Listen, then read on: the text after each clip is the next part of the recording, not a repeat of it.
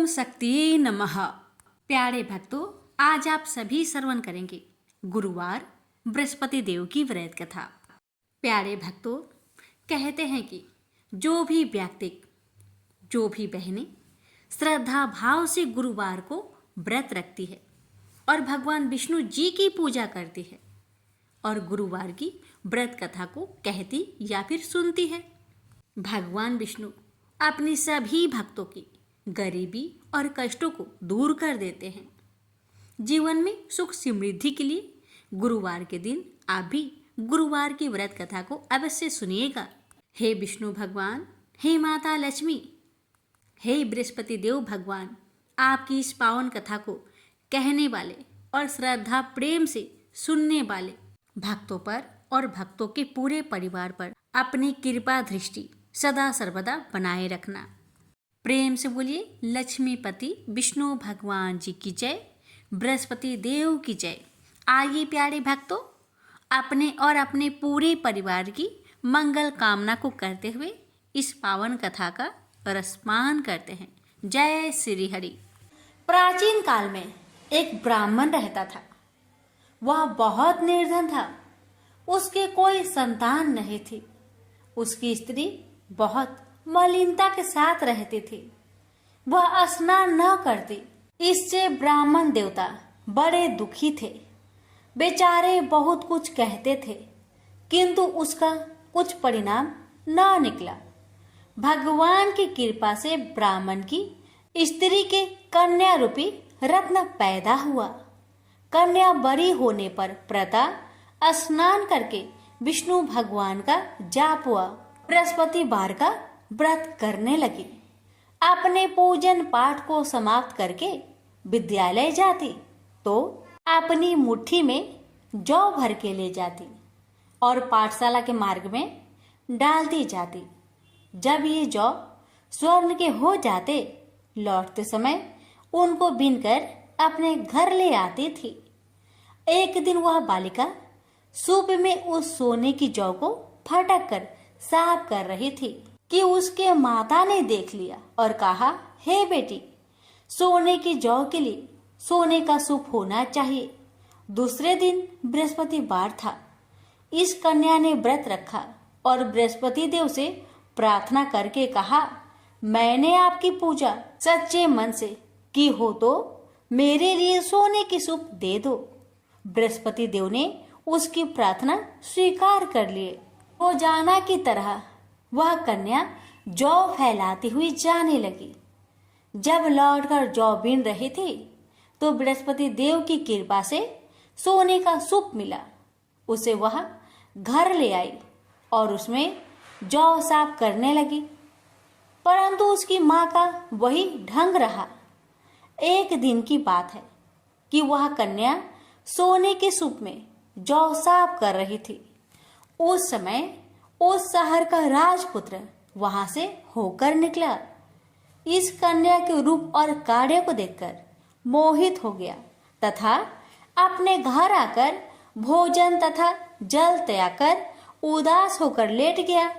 राजा को इस बात का पता लगा तो अपने प्रधानमंत्री के साथ उसके पास गए और बोले, हे बेटा, तुम्हें किस बात का कष्ट है?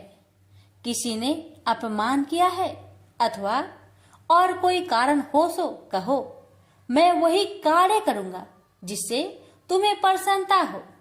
अपने पिता की राजकुमार ने बातें सुनी तो वह बोला, मुझे आपकी कृपा से किसी बात का दुख नहीं है। किसी ने मेरा अपमान नहीं किया है, परंतु मैं उस लड़की से विवाह करना चाहता हूँ जो सोने की सूप में जौ साफ कर रही थी। यह सुनकर राजा आश्चर्य में पड़ गया और बोला, हे बेटा, इस तरह की कन्या का पता तुम्हें लगाओ, मैं उसके साथ तेरा विवाह अवश्य ही करवा दूंगा। राजकुमार ने उस लड़की के घर का पता बतलाया। तब मंत्री उस लड़की के घर गए और ब्राह्मण देवता को सभी हाल बतलाया। ब्राह्मण देवता राजकुमार के साथ अपनी कन्या का विवाह करने के लिए तैयार हो गए तथा विधि विधान के अनुसार ब्राह्मण की कन्या का विवाह राजकुमार के साथ हो गया। कन्या के घर से जाते ही पहले की भांति उस ब्राह्मण देवता के घर में गरीबी का निवास हो गया। अब भोजन के लिए भी अन्न बड़ी मुश्किल से मिलता था। एक दिन दुखी होकर ब्राह्मण देवता अपनी पुत्री के पास गए। बेटी ने पिता की दुखी अवस्था को देखा और अपनी माँ का हाल पूछा। तब ब्राह्मण ने सभी हाल कहा। कन्या ने बहुत सा धन देकर अपने पिता को विदा कर दिया। इस तरह ब्राह्मण का कुछ समय सुखपूर्वक व्यतीत हुआ। कुछ दिन बाद फिर वही हाल हो गया। ब्राह्मण फिर अपनी कन्या के यहाँ गया और सारा हाल कहा तो लड़की बोली, हे पिताजी, आप माताजी को यहाँ लेवा लाओ। मैं उसे विधि बता दूंगी जिससे गरीबी दूर हो जाए। वह ब्राह्मण देवता अपनी स्त्री को साथ लेकर पहुंचे तो अपनी माँ को समझाने लगी, हे माँ, तुम प्रातःकाल प्रथम स्नान आदि करके विष्णु भगवान का पूजन करो तो सब दरिद्रता दूर हो जाएगी। परंतु उसकी माँ ने एक भी बात नहीं मानी और प्रातःकाल उठकर अपनी पुत्री की बच्चों की जूठन को खा लिया। इससे उसकी पुत्री को बहुत गुस्सा आया और एक रात को कोठरी से सभी सामान निकाल दिया और अपनी माँ को उसमें बंद कर दिया। प्रातःकाल उसे निकाला तथा स्नान आदि करा के पाठ करवाया तो उसकी माँ की बुद्धि ठीक हो गई और फिर प्रत्येक बृहस्पतिवार को व्रत रखने लगी। इस व्रत के प्रभाव से उसके माँ बाप बहुत ही धनवान और पुत्रवान हो गए और बृहस्पति जी के प्रभाव से इस लोक के सुख भोग कर स्वर्ग को प्राप्त हुए। भी मिलकर बोलिए, विष्णु भगवान की जय। प्राचीन काल की बात है। किसी राज्य में एक बड़ा प्रतापी और दानी राजा राज्य करता था। वह हर गुरुवार को व्रत रखकर दीन दुखियों की मदद करके पुण्य प्राप्त करता था। परंतु ये बात उसकी रानी को अच्छी नहीं लगती थी। वह न तो व्रत करती थी और न ही दान पुण्य में विश्वास रखती थी। इतना ही नहीं, वह राजा को भी ऐसा करने से मना करती थी। एक समय की बात है। राजा शिकार खेलने के लिए वन में गए। घर पर रानी और दासी थी। उसी समय गुरु बृहस्पति देव साधु का रूप धारण कर राजा के दरवाजे पर भिक्षा मांगने आए। साधु ने जब रानी से भिक्षा मांगी तो वह कहने लगी, हे साधु महाराज, मैं इस दान और पुण्य से तंग आ गई हूँ। आप कोई ऐसा उपाय बताएं जिससे कि सारा धन नष्ट हो जाए और मैं आराम से रह सकूं। इतना सुनकर बृहस्पति देव ने कहा, हे देवी, तुम बड़ी विचित्र हो। संतान और धन से कोई दुखी होता है? अगर अधिक धन है तो उसे शुभ कार्यों में लगाओ, कुंवारी कन्याओं का विवाह कराओ, विद्यालय और बाग बगीचे का निर्माण कराओ, जिससे तुम्हारे दोनों लोग सुधरे।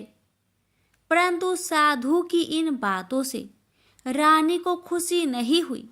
उसने कहा कि मुझे ऐसे धन की आवश्यकता नहीं है जिसे मैं दान दूं और जिसे संभालने में मेरा सारा समय नष्ट हो जाए। तब साधु ने कहा, अगर तुम्हारी ऐसी इच्छा है तो मैं जैसा तुम्हें बताता हूँ तुम वैसा ही करना। गुरुवार के दिन तुम घर को गोबर से लिपना, अपने बालों को पीली मिट्टी से धोना, राजा से हजामत बनाने को कहना, भोजन में मांस मदिरा का प्रयोग करना, कपड़े धोबी के यहाँ धुलने देना। इस प्रकार 7 बृहस्पतिवार करने से तुम्हारा समस्त धन नष्ट हो जाएगा। इतना कहकर साधु के रूप में बृहस्पति देव अंतर्ध्यान हो गए। साधु के अनुसार कई बातों को पूरा करते हुए रानी को केवल 3 बृहस्पतिवार ही बीते थे कि उसकी समस्त धन संपत्ति नष्ट हो गई। भोजन के लिए राजा का परिवार तरसने लगा। तब एक दिन राजा ने रानी से बोला कि हे रानी, तुम यहीं रहो, मैं दूसरे देश को जाता हूँ, क्योंकि यहाँ पर सभी लोग मुझे जानते हैं, इसलिए मैं कोई छोटा कार्य नहीं कर सकता। ऐसा कहकर राजा दूसरे देश चला गया। वहाँ वह जंगल से लकड़ी काट कर लाता और शहर में बेचता। इस तरह वह अपना जीवन व्यतीत करने लगा। इधर राजा के परदेश जाते ही रानी और दासी दुखी रहने लगी। एक बार जब रानी और दासी को 7 दिन तक बिना भोजन के रहना पड़ा, तो रानी ने अपनी दासी से कहा, हे दासी, पासी के नगर में मेरी बहन रहती है, वह बड़ी धनवान है, तो उसके पास जा और कुछ ले आ, ताकि थोड़ी बहुत गुजर बसर हो जाए। दासी रानी की बहन के पास गई। उस दिन गुरुवार था और रानी की बहन उस समय बृहस्पतिवार व्रत की कथा सुन रही थी। दासी ने रानी की बहन को अपनी रानी का संदेश दिया, लेकिन रानी की बड़ी बहन ने कोई उत्तर नहीं दिया। जब दासी को रानी की बहन से कोई उत्तर नहीं मिला, तो वह बहुत दुखी हुई और उसे क्रोध भी आया। दासी ने वापस आकर रानी को सारी बात बता दी। ये सुनकर रानी ने अपने भाग्य को कोसा। उधर रानी की बहन ने सोचा कि मेरी बहन की दासी आई थी, परंतु मैं उससे नहीं बोली, इससे वह बहुत दुखी हुई होगी। कथा सुनकर और पूजा समाप्त करके वह अपनी बहन के घर आई और कहने लगी, हे बहन, मैं बृहस्पतिवार का व्रत कर रही थी, तुम्हारी दासी मेरे घर आई थी, परंतु जब तक कथा होती है तब तक ना तो उठते हैं और ना ही बोलते हैं, इसलिए मैं नहीं बोली। बताओ दासी, क्यों आई थी? रानी बोली, बहन, तुमसे क्या छिपाऊं, हमारे घर में खाने तक को अनाज नहीं था। ऐसा कहते कहते रानी की आंखें भर आई। उसने दासी समेत पिछले 7 दिनों से भूखे रहने तक की बात अपनी बहन को विस्तार पूर्वक सुना दी। रानी की बहन बोली, देखो बहन, भगवान बृहस्पति देव सबकी मनोकामना को पूर्ण करते हैं। देखो, शायद तुम्हारे घर में अनाज रखा हो। पहले तो रानी को विश्वास नहीं हुआ, पर बहन के आग्रह करने पर उसने अपनी दासी को अंदर भेजा, तो उसे सचमुच अनाज से भरा एक घड़ा मिल गया। यह देखकर दासी को बड़ी हैरानी हुई। दासी रानी से कहने लगी, हे रानी, जब हमको भोजन नहीं मिलता तो हम व्रत ही तो करते हैं, इसलिए क्यों न इनसे व्रत और कथा की विधि पूछ ली जाए, ताकि हम भी व्रत कर सके। तब रानी ने अपनी बहन से बृहस्पतिवार व्रत के बारे में पूछा। उसकी बहन ने बताया, बृहस्पतिवार के व्रत में चने की दाल और मुनक्का से विष्णु भगवान का केले के जड़ में पूजन करें तथा दीपक जलाए, व्रत कथा सुने और पीला भोजन ही करे। इससे बृहस्पति देव प्रसन्न होते हैं। व्रत और पूजन विधि बताकर रानी की बहन अपने घर लौट आई। 7 दिन के बाद जब गुरुवार आया तो रानी और दासी ने व्रत रखा। घुड़सार में जाकर चना और गुड़ लेकर आई। फिर उससे केले की जड़ तथा विष्णु भगवान का पूजन किया। अब पीला भोजन कहाँ से आए, इस बात को लेकर दोनों बहुत दुखी थे। चूंकि उन्होंने व्रत रखा था, इसलिए बृहस्पति देव उनसे प्रसन्न थे। इसलिए वे एक साधारण व्यक्ति का रूप धारण कर 2 थालों में सुंदर पीला भोजन दासी को दे गए। भोजन पाकर दासी प्रसन्न हुई और फिर रानी के साथ मिलकर भोजन ग्रहण किया। उसके बाद वे सभी गुरुवार को व्रत और पूजन करने लगी। बृहस्पति भगवान की कृपा से उनके पास फिर से धन संपत्ति आ गई, परंतु रानी फिर से पहले की तरह आलस्य करने लगी। तब दासी बोली, देखो रानी, तुम पहले भी इस प्रकार आलस्य करती थी। तुम्हें धन रखने में कष्ट होता था, इस कारण सभी धन नष्ट हो गया, और अब जब भगवान बृहस्पति की कृपा से धन मिला है तो तुम्हें फिर से आलस्य होता है। रानी को समझाते हुए दासी कहती है कि बड़ी मुसीबतों के बाद हमने यह धन पाया है, इसलिए हमें दान पुण्य करना चाहिए, भूखे मनुष्य को भोजन कराना चाहिए और धन को शुभ कार्य में खर्च करना चाहिए, जिससे तुम्हारे कुल का यश बढ़ेगा, स्वर्ग की प्राप्ति होगी और पितृ प्रसन्न होंगे। दासी की बात मानकर रानी अपना धन शुभ कार्य में खर्च करने लगी, जिससे पूरे नगर में उसका यश फैलने लगा। बृहस्पतिवार व्रत कथा के बाद श्रद्धा के साथ आरती की जानी चाहिए। इसके बाद प्रसाद बांटकर उसे ग्रहण करना चाहिए। एक दिन राजा दुखी होकर जंगल में एक पेड़ के नीचे आसन जमाकर बैठ गया। वह अपनी दशा को याद करके व्याकुल होने लगा। बृहस्पतिवार का दिन था। एकाएक उसने देखा कि निर्जन वन में एक साधु प्रकट हुए। वह साधु भेष में स्वयं बृहस्पति देवता थे। लकड़हारे के सामने आकर बोले, हे लकड़हारे, इस सुनसान जंगल में तू चिंता मग्न क्यों बैठा है? लकड़हारे ने दोनों हाथ जोड़कर प्रणाम किया और उत्तर दिया, महात्मा जी, आप सब कुछ जानते हैं, मैं क्या कहूँ? यह कहकर रोने लगा और साधु को अपनी आत्मकथा सुनाई। महात्मा जी ने कहा, तुम्हारी स्त्री ने बृहस्पति के दिन बृहस्पति भगवान का निरादर किया है, जिसके कारण रुष्ट होकर उन्होंने तुम्हारी यह दशा कर दी। अब तुम चिंता को दूर करके मेरे कहने पर चलो तो तुम्हारे सब कष्ट दूर हो जाएंगे और भगवान पहले से भी अधिक संपत्ति देंगे। तुम बृहस्पतिवार के दिन कथा किया करो।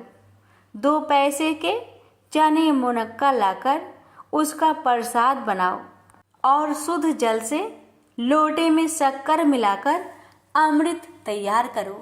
कथा के पश्चात अपने सारे परिवार और सुनने वाले प्रेमियों में अमृत व प्रसाद बांटकर आप भी ग्रहण करो।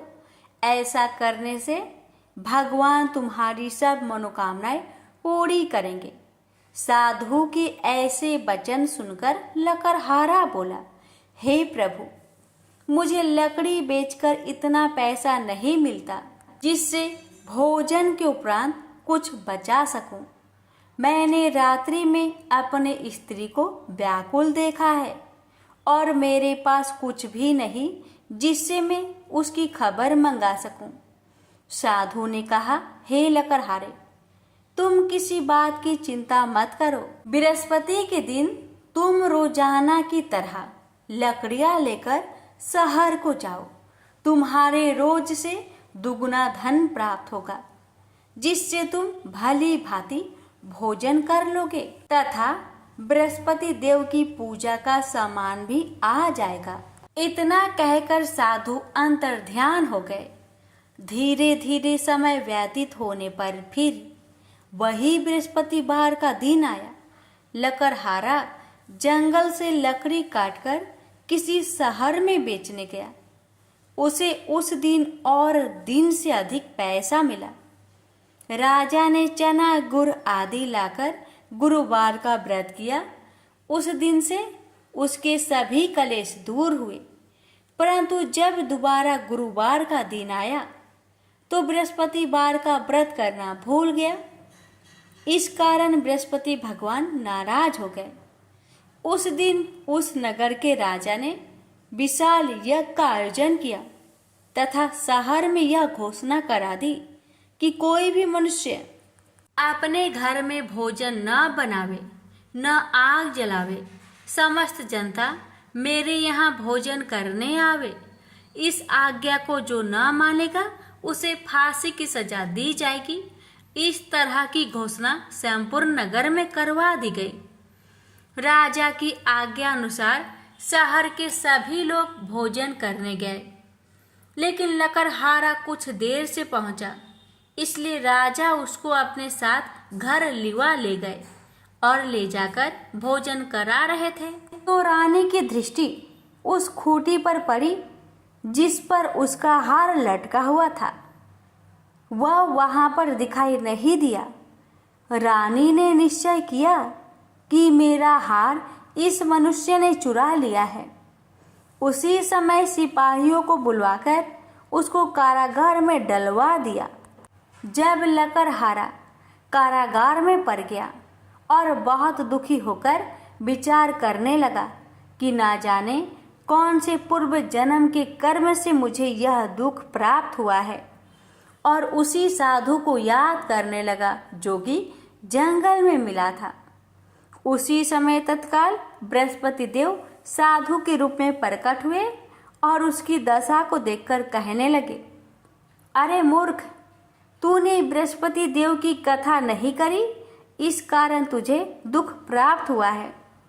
अब चिंता मत कर। बृहस्पतिवार के दिन कारागार के दरवाजे पर 4 पैसे पड़े मिलेंगे। उनसे तू बृहस्पति देव की पूजा करना, तेरे सभी कष्ट दूर हो जाएंगे। बृहस्पति के दिन उसे 4 पैसे मिले। लकड़हारे ने कथा कही। उसे रात्रि को बृहस्पति देव ने उस नगर के राजा को सपन में कहा, हे राजा, तुमने जिस आदमी को कारागार में बंद किया है वह निर्दोष है, वह राजा है, उसे छोड़ देना। रानी का हार उसी खूंटी पर लटका है। अगर तू ऐसा नहीं करेगा तो मैं तेरे राज्य को नष्ट कर दूंगा। इस तरह रात्रि के सपनों को देखकर राजा प्रातः काल उठा और खूंटी पर हार देखकर लकड़हारे को बुलाकर क्षमा मांगी तथा लकड़हारे को योग सुंदर वस्त्र आभूषण देकर विदा कर दिया। बृहस्पति देव की आज्ञा अनुसार लकड़हारा अपने नगर को चल दिया। राजा जब अपने नगर के निकट पहुंचा तो उसे बड़ा आश्चर्य हुआ। नगर में पहले से अधिक बाग, तालाब, कुएं तथा बहुत सी धर्मशाला, मंदिर आदि बन गई है। राजा ने पूछा, यह किसका बाग और धर्मशाला है? तब नगर के सब लोग कहने लगे, यह सब रानी और बांदी की है। तो राजा को आश्चर्य हुआ और गुस्सा भी आया। जब रानी ने यह खबर सुनी कि राजा आ रहे हैं तो उन्होंने बांदी से कहा कि हे दासी, देख, राजा हमको कितनी बुरी हालत में छोड़ गए थे। हमारी ऐसी हालत देखकर वह लौट न जाए, इसलिए तू दरवाजे पर खड़ी हो जा। आज्ञा अनुसार दासी दरवाजे पर खड़ी हो गई। राजा आए तो उन्हें अपने साथ लिवा लाई। तब राजा ने क्रोध करके अपनी रानी से पूछा कि यह धन तुम्हें कैसे प्राप्त हुआ? तब उन्होंने कहा, हमें यह सब धन बृहस्पति देव के इस व्रत के प्रभाव से प्राप्त हुआ है। राजा ने निश्चय किया कि 7 रोज बाद तो सभी बृहस्पति देव का पूजन करते हैं, परंतु मैं प्रतिदिन दिन में 3 बार कहानी तथा रोज व्रत किया करूंगा। अब हर समय राजा ने दुपट्टे में चने की दाल बांधी रहती तथा दिन में 3 बार कहानी कहता। एक रोज राजा ने विचार किया कि चलो अपनी बहन के यहाँ हो आवे। इस तरह निश्चय कर राजा घोड़े पर सवार हो अपनी बहन के यहाँ को चलने लगा। मार्ग में उसने देखा कि कुछ आदमी एक मुर्दे को लिए जा रहे हैं। उन्हें रोककर राजा कहने लगा, अरे भाइयों, मेरी बृहस्पति देव की कथा सुन लो। वे बोले, लो, हमारा तो आदमी मर गया है, इसको अपनी कथा की परी है। परंतु कुछ आदमी बोले, अच्छा कहो, हम तुम्हारी कथा भी सुनेंगे।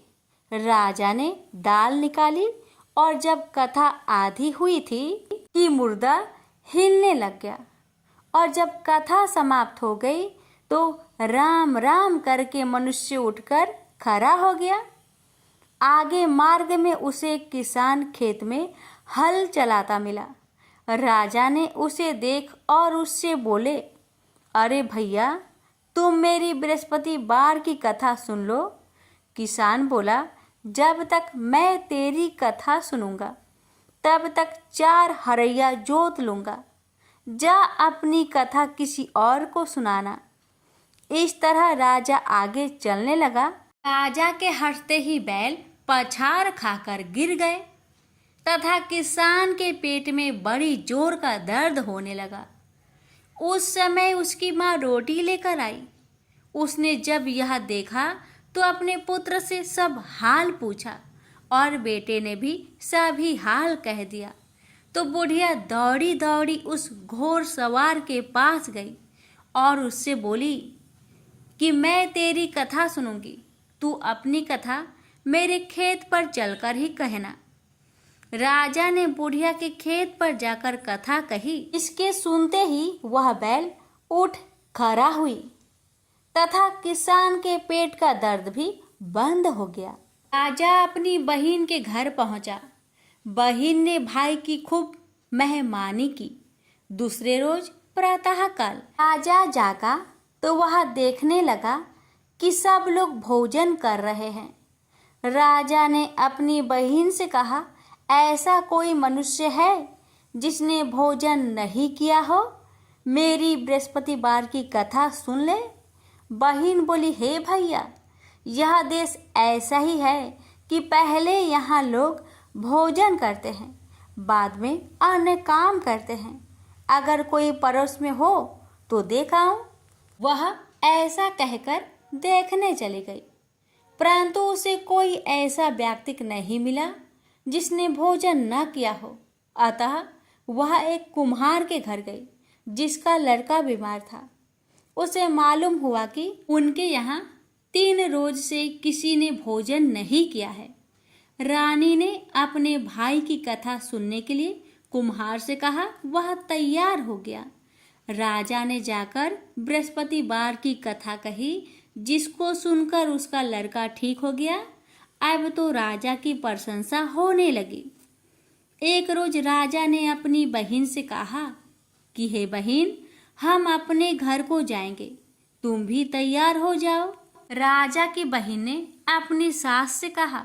सास ने कहा, हाँ चली जा, परंतु अपने लड़कों को मत ले जाना, क्योंकि तेरे भाई के कोई औलाद नहीं है।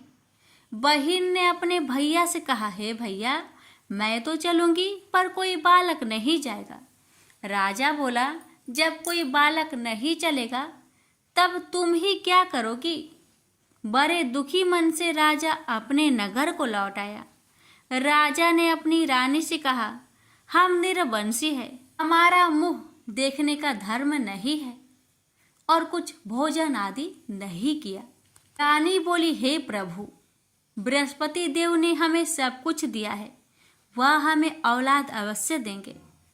उसी रात को बृहस्पति देव ने राजा से सपने में कहा, हे राजा, उठ, सभी सोच त्याग दे, तेरी रानी गर्भ से है। राजा को यह बात सुनकर बड़ी खुशी हुई। 9वें महीने में उसके गर्भ से एक सुंदर पुत्र पैदा हुआ। तब राजा बोला, हे रानी, स्त्री बिना भोजन के रह सकती है, पर बिना कहे नहीं रह सकती। जब मेरी बहन आवे तुम उससे कुछ मत कहना। रानी ने सुनकर हाँ कर दिया। जब राजा की बहन ने यह शुभ समाचार सुना तो वह बहुत खुश हुई तथा बधाई लेकर अपने भाई के यहाँ आई। तभी रानी ने कहा, घोड़ा चढ़कर तो नहीं आई, गधा चढ़ी आई। राजा की बहन बोली, भाभी, मैं इस प्रकार न कहती तो तुम्हें औलाद कैसे मिलती। बृहस्पति देव ऐसे ही हैं, जैसी जिसके मन में कामनाएं हैं सभी को पूर्ण करते हैं। जो सदा भावना पूर्वक बृहस्पतिवार का व्रत करता है एवं कथा पढ़ता अथवा सुनता है, दूसरों को सुनाता है, बृहस्पति देव उसकी सभी मनोकामना पूर्ण करते हैं। तो प्रेम से बोलिए, बृहस्पति भगवान की जय हो। प्यारे भक्तों, अब आइए रसपान करते हैं गुरुवार महालक्ष्मी जी की व्रत कथा। इस कथा को सुनने अथवा पढ़ने से सभी मनोकामना पूर्ण हो जाती है।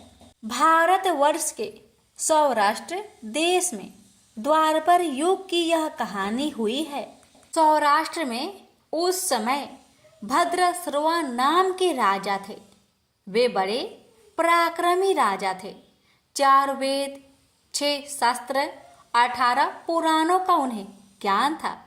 उनकी रानी का नाम सूरत चंद्रिका था। रानी देखने में सुंदर और सुलक्षणा थी तथा पतिव्रता थी। उन दोनों को 7 पुत्र तथा उनके बाद एक कन्या का वरदान मिला था। कन्या का नाम श्याम बाला था। एक बार महालक्ष्मी जी के मन में आया कि जाकर उस राजा के राजप्रसाद में रहे। इससे राजा को दुगनी धन दौलत की प्राप्ति होगी और वह इस धन दौलत से अपनी प्रजा को और सुख दे पाएगा। गरीब के घर अगर रहे और उन्हें धन दौलत प्राप्त हो तो वह स्वार्थी की तरह केवल अपने ऊपर ही खर्च करेगा। यह सोचकर श्री महालक्ष्मी जी ने बूढ़ी ब्राह्मण स्त्री का रूप धारण किया। हाथ में लाठी लिए लाठी के सहारे रानी के द्वार तक पहुंची। यद्यपि उन्होंने बूढ़ी औरत का रूप धारण किया था, पर उनके चेहरे पर देवी का तेज था। उन्हें देखते ही एक दासी सामने आई। उसने इनका नाम, धाम, काम, धर्म पूछ डाला। वृद्ध ब्राह्मण का रूप धारित माता लक्ष्मी ने कहा, पालिके, मेरा नाम कमला है। मेरे पति का नाम भुवनेश है। हम द्वारिका में रहते हैं। तुम्हारी रानी पिछले जन्म में एक वैश्य की पत्नी थी। वह वैश्य गरीब था। दरिद्रिया के कारण हर रोज घर में झगड़े होते थे तथा उसका पति रोज उसे मारता था। इन बातों से तंग आकर वह घर छोड़कर चली गई तथा वन जंगल में खाली पेट भटकने लगी। उसकी इस दुर्दशा पर मुझे दया आई। तब मैंने उसे सुख संपत्ति देने वाली श्री महालक्ष्मी जी की कथा सुनाई। मेरे कहने पर उसने श्री महालक्ष्मी जी का व्रत किया। श्री महालक्ष्मी जी प्रसन्न हुई। उसकी गरीबी दूर हुई। उसका घर संसार दौलत संतति संपत्ति से भर गया। बाद में पति पत्नी दोनों परलोक सिधारे। लक्ष्मी व्रत करने के कारण वे लक्ष्मी लोक में रहे। उन्होंने जितने साल महालक्ष्मी जी का व्रत किया उतने हजारों साल उन्हें सुख भोग मिला। इस जन्म में उनका जन्म राजघराने में हुआ है, परंतु वह श्री महालक्ष्मी जी का व्रत करना भूल गई है। उसे यह याद दिलाने मैं यहाँ आई हूँ। बुढ़िया की बातें सुनकर दासी ने उन्हें प्रणाम किया तथा श्री महालक्ष्मी जी का व्रत किस तरह किया जाए इस बारे में पूछा। बुढ़िया रूप धारण किए हुए श्री महालक्ष्मी माता ने दासी को पूजा की विधि तथा महिमा बताई। इसके बाद वह दासी माता को प्रणाम कर रानी को बताने अंदर चली गई।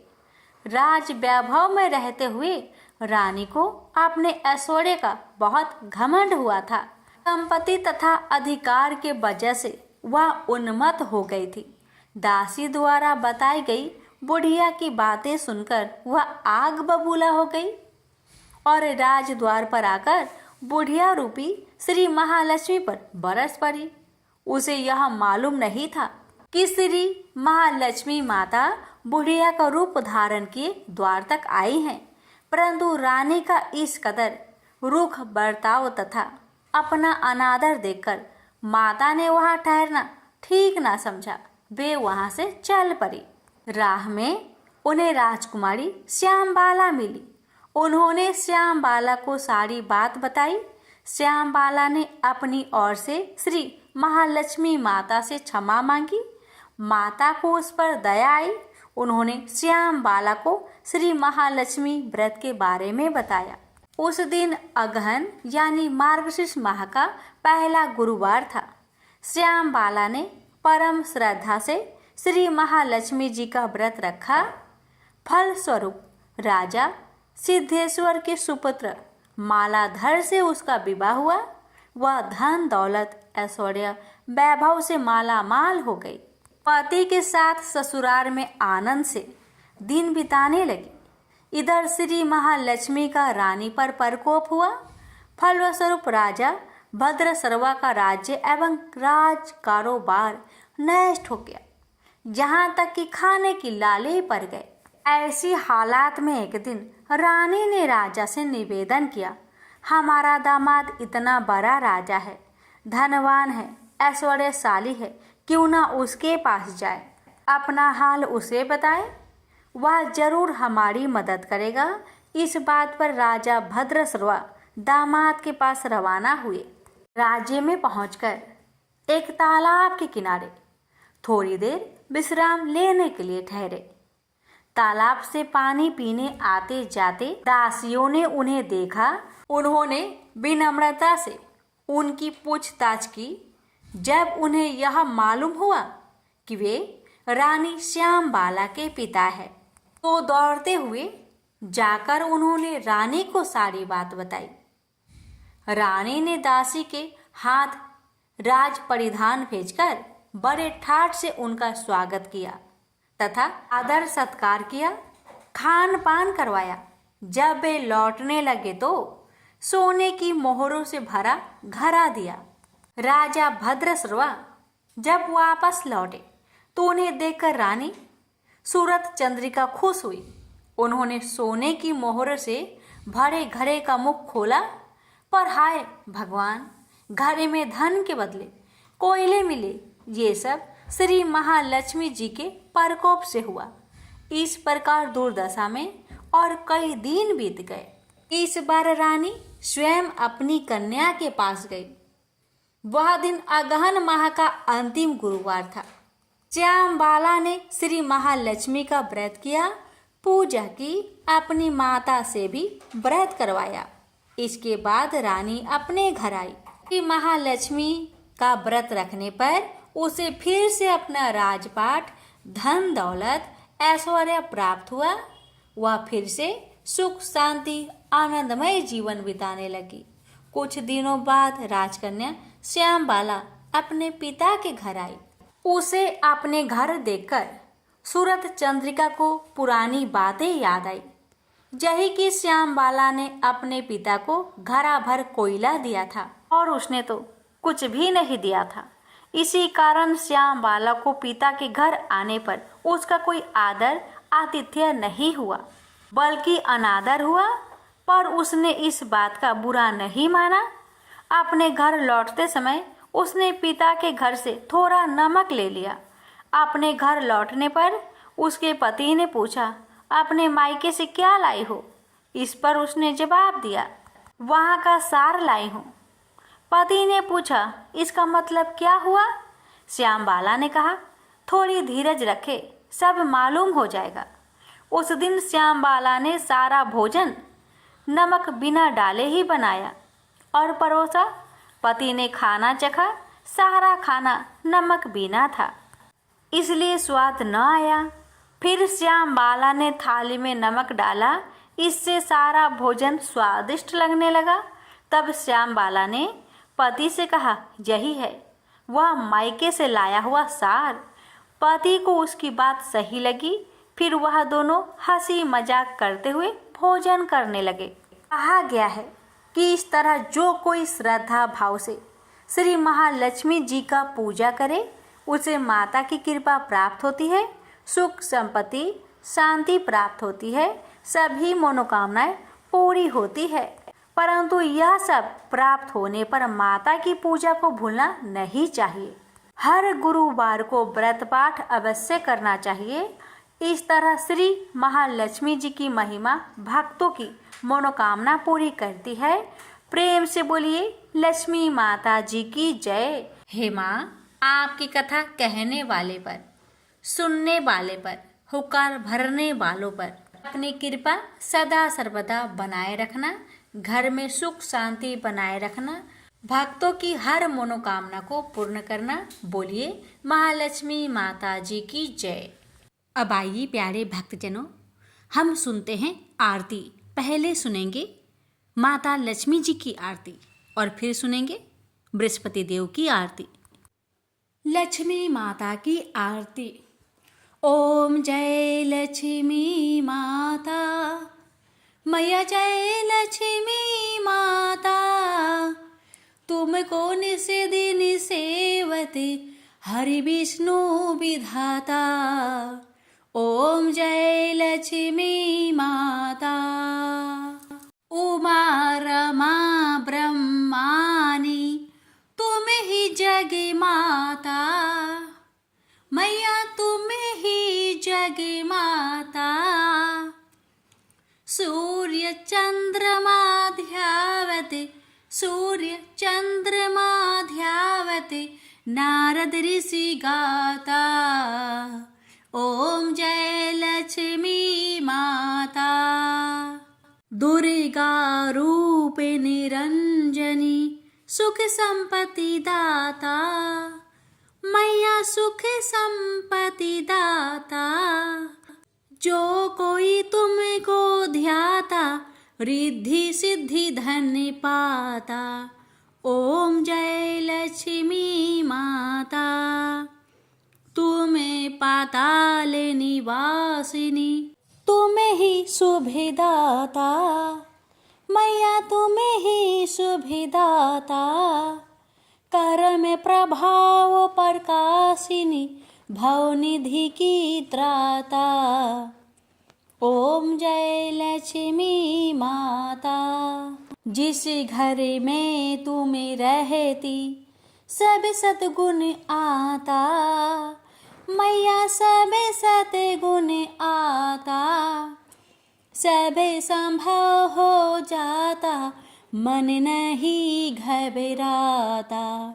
ओम जय लक्ष्मी माता। तुम बिन यज्ञ न होते, वस्त्र न कोई पाता, मैया वस्त्र न कोई पाता। खाने पाने का वैभव सब तुमसे आता। ओम जय लक्ष्मी माता।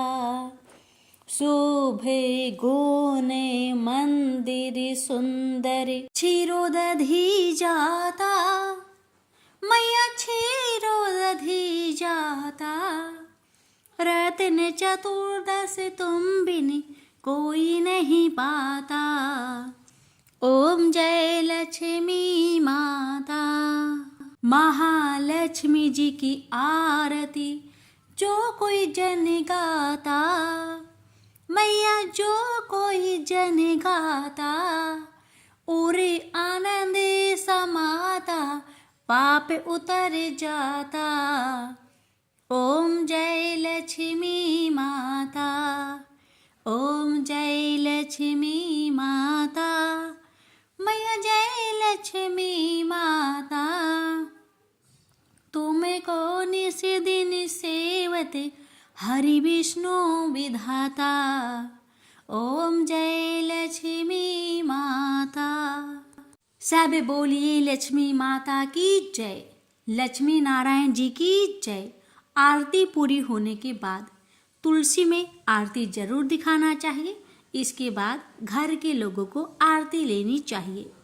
अब श्रवण करें बृहस्पति देवता की आरती।